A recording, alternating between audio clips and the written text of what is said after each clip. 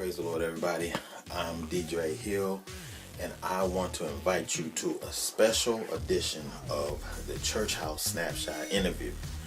Now, we're going to be honoring Black History Month, and we're going to be talking about two people. The first person sadly passed away last year. He was the head basketball coach for Consortium College Prep High School here in Detroit, Michigan. His name was Al Anderson. And you're going to look at the celebration and dedication of the gym and also be a part of some of the games that was going on. The second person that we're going to be talking to is a young man who is a historian for the Black Negro League that goes back as far as the 20s. And so we're going to be talking to him. So again, this is a special edition. I want you to just sit back, relax, but listen and enjoy this edition, special edition of the Church House Snapshot interview. Peace.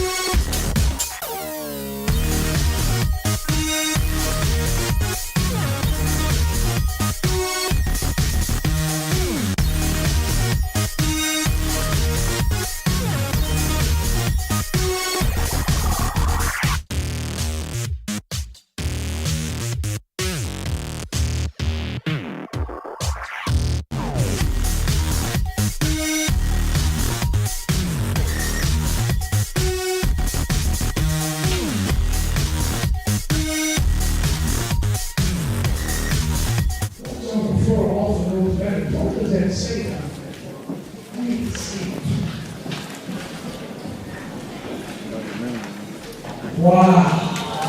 Is that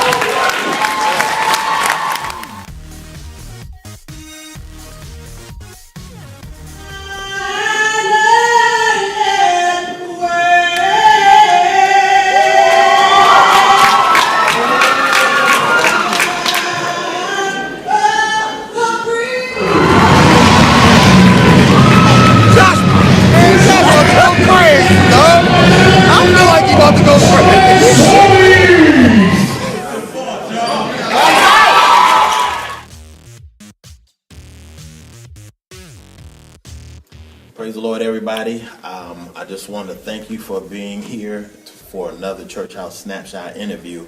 And I have a very special guest with me, and that is Mr. Lewis A. Manley, Jr.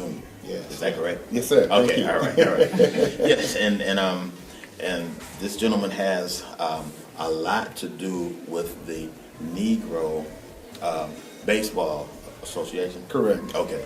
And can you just explain, a little bit, what is that and what is it about? Well, what I am as a Negro League historian, I've done that for over the last 20 years, starting roughly in 1993. And basically what that is I do the studying of past baseball, black baseball, when it was before segregation, before Jackie Robinson. Wow.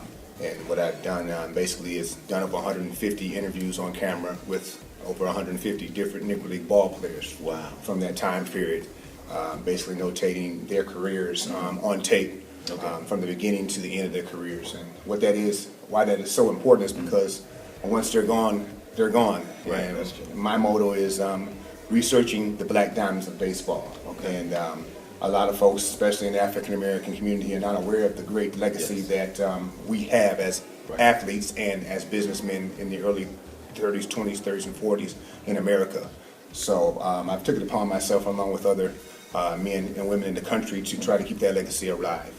That is great. That's great. So now, is there like a website or a channel or something that people Yes, can yes, go to? yes. My YouTube channel is a Negro League Journey. Okay. And my website is negroleaguejourney.com. Okay. And on there you're able to find information about former Negro League ball players. Autograph memorabilia is on there, and also what is coming up in the future with me or ball players. We also have a couple of major events coming up this year in 2014. The Detroit Tigers is a major sponsor for us, and I am a co-host of their annual Negro League weekend. This year it will be held in the end of May, last weekend in May, and our major day is that Saturday. On that Saturday, we will honor 12 living Negro League ball players there at the ballpark. You're able to come out early and have a question and answer session with them. Okay. You can meet them in person and ask them questions, about their careers and how it was back then, and about some of the trials and tribulations, and also glory times that they had in that time frame in America coming through playing baseball. And also another huge event that's coming up in the fall of this year, August 15th, 13th, 14th, and 15th actually, here in Detroit.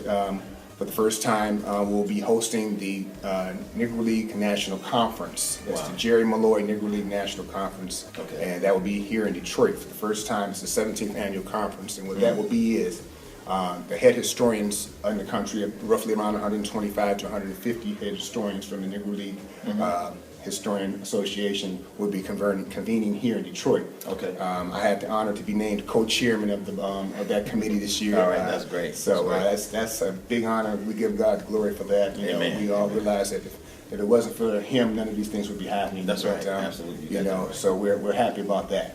All right. So now, what is? And I know interviewing all of them, was exciting. Yes. But which one of the gentlemen stood out the most, or encouraged you, or inspired you the most? I would say there's a couple. One would have to be Don Newcomb, who played with the Newark Eagles. Okay.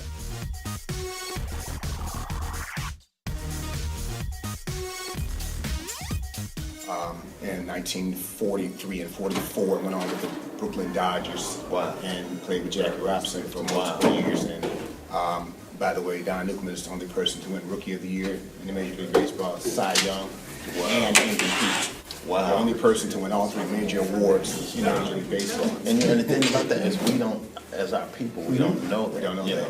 That's something.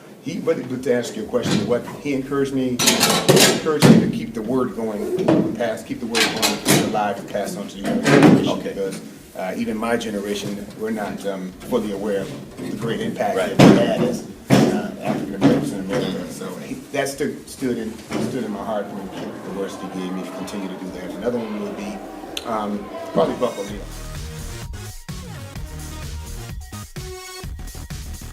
Okay, a lot of us are aware of who he is in black baseball. He was the first African American coach signed in Major League Baseball in 1962 with the Cubs, but he was with the Kansas City Monarchs for over 25 years. And he was always a positive force to me to keep that drive going, to seek out all of the former Negro League ball players that are alive. Okay. Get everyone's story, and every one of them was important. Whether it was a guy who played one game, played 20 years, that you didn't distinguish the two. They all were living legends, and that was something that always stuck with me. Okay. All right. Very good. All right. Well, again, I just want to thank you so much. No problem, brother. For just right on the spot. Yes, sir.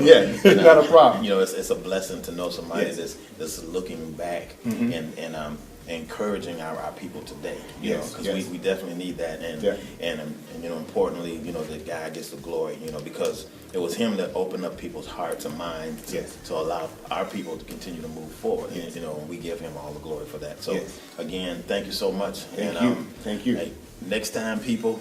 Until then, peace. Peace. All right. Sounds good.